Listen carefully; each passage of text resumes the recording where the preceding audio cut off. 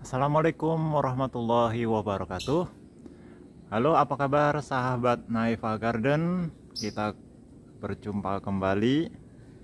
Nah, kali ini saya akan sharing ya tentang cara mudah untuk menghilangkan zat tanin pada kokopit ya.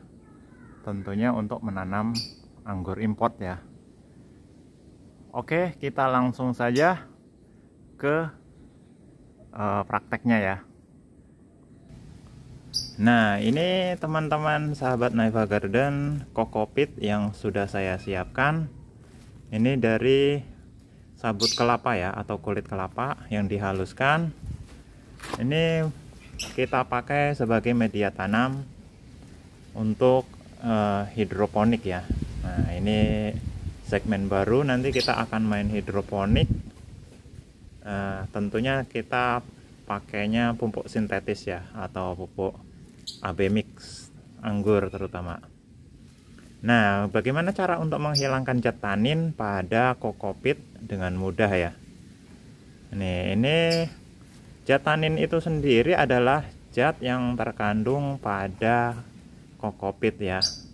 Banyak juga terkandung pada daun sirih atau yang lain ya, tumbuhan itu dari nabati.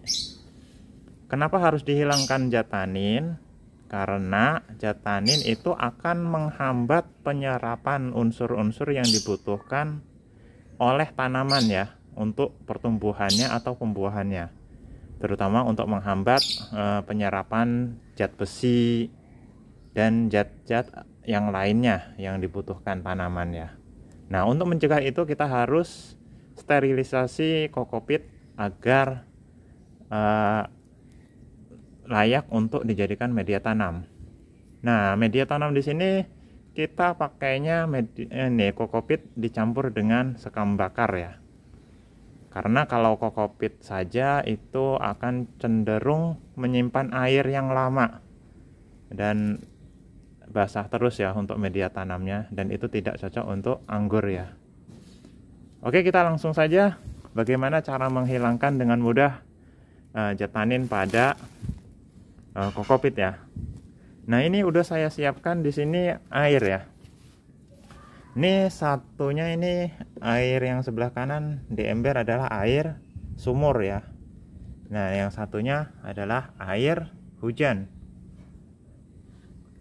Nah, di sini kita akan mencuci kokopit ini agar zat tanin tersebut hilang atau berkurang ya, sehingga tidak berdampak pada tanaman yang kita pelihara. Nah, di sini juga kita sediakan TDS meter, TDS digital. Ini saya pakai adalah merek Xiaomi. Ini lumayan akurat. Kenapa pakai TDS meter? Karena zat terlarut nanti di air bekas cucian itu sebagai indikasi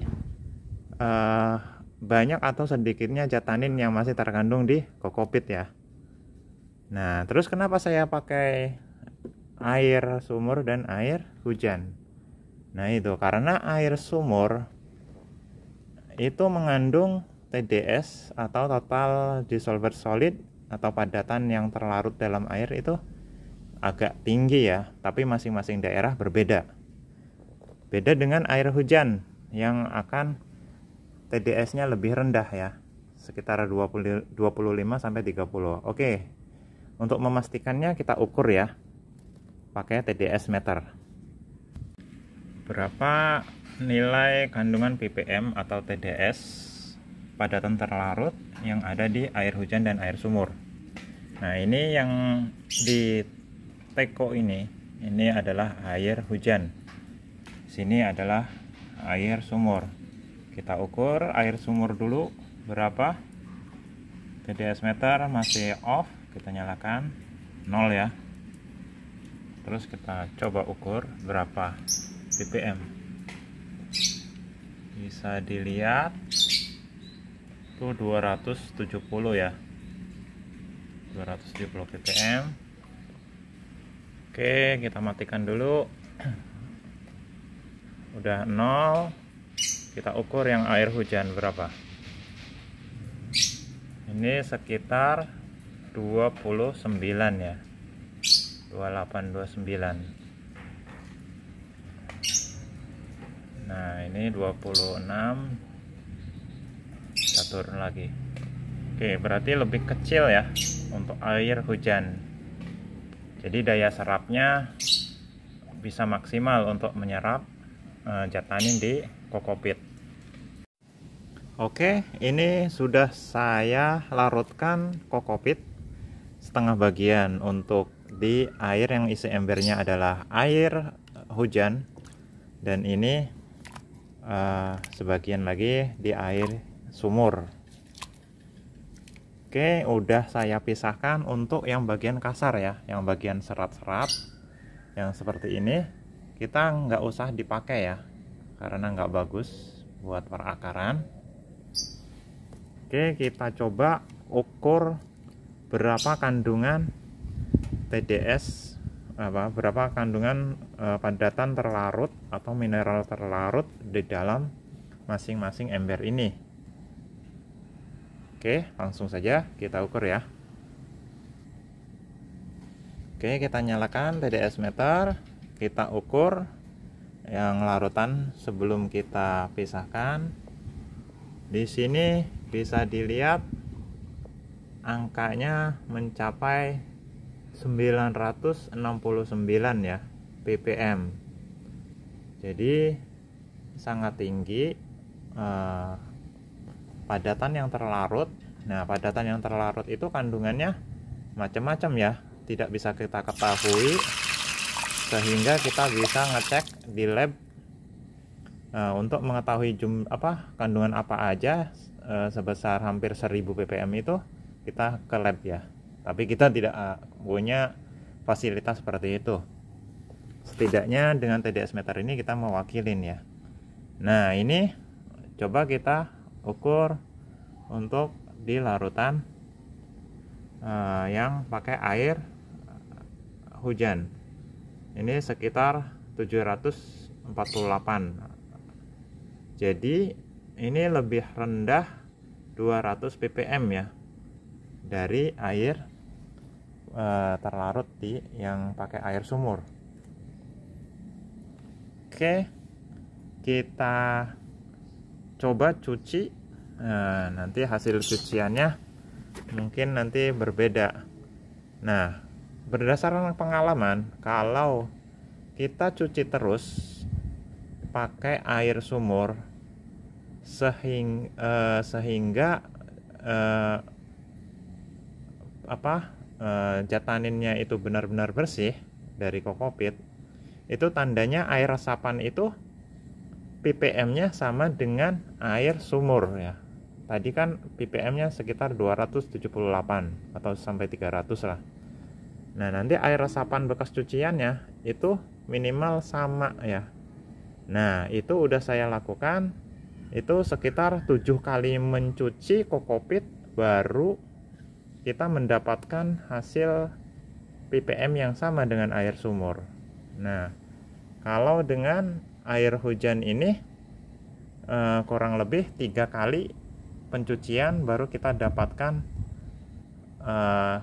ppm minimal sama dengan air sumur, karena nanti penyiramannya menggunakan air sumur yang kita pakai di daerah saya sini ya. Oke, kita coba saring dulu ya. Nah, untuk menyaringnya kita pakai saringan ampas seperti ini yang halus. Berapa mikron ya ini? Yang halus lah, buat santan kelapa itu biasanya yang kita pakai. Nah, kita saring ininya untuk kokopit ini ya.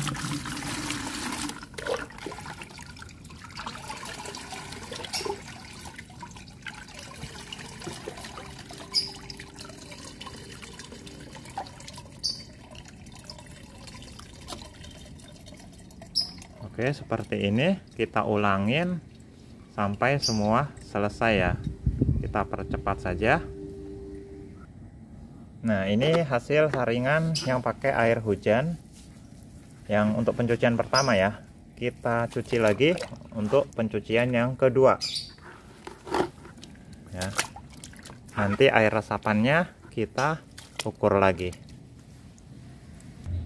Nah, ini air bekas saringan dari kokopit untuk pencucian kedua ya, dengan air hujan. Kita ukur berapa TDS-nya. Oh, turun kan? Dari 700 sekian ke 320 ya. Nih. Oke, kita lanjut ke pencucian ketiga ya. Untuk airnya, emang kalau warna tanin itu warnanya coklat ya, ada yang putih juga. Oke, kita buang saja air ini. Nah, oke, ini air cucian dengan menggunakan air hujan yang ketiga kali ya. Ini hasil dari pencuciannya yang halus. Kita ukur, coba turun lagi nggak dari 329 itu bisa turun ke berapa.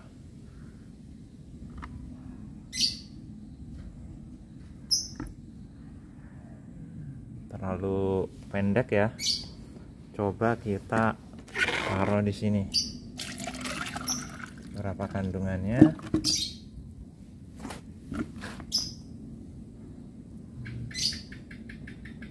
Oke, bisa dilihat ini TDS meter menunjukkan angka 80 atau 79 ya.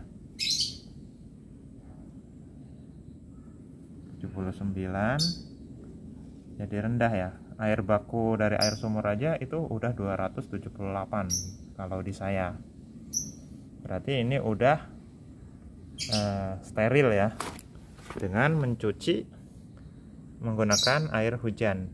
Jangan lupa ya, air hujan yang kita tampung itu air hujan yang 30 menit setelah hujan pertama ya, atau setelah berlangsung 30 menit baru kita tampung. Oke, kita nanti coba cek yang pakai air sumur ya. Oke, ini kokopit yang kita cuci dengan air sumur untuk pencucian kedua ya. Ini setelah kita saring untuk pencucian yang pertama, kita isi secukupnya.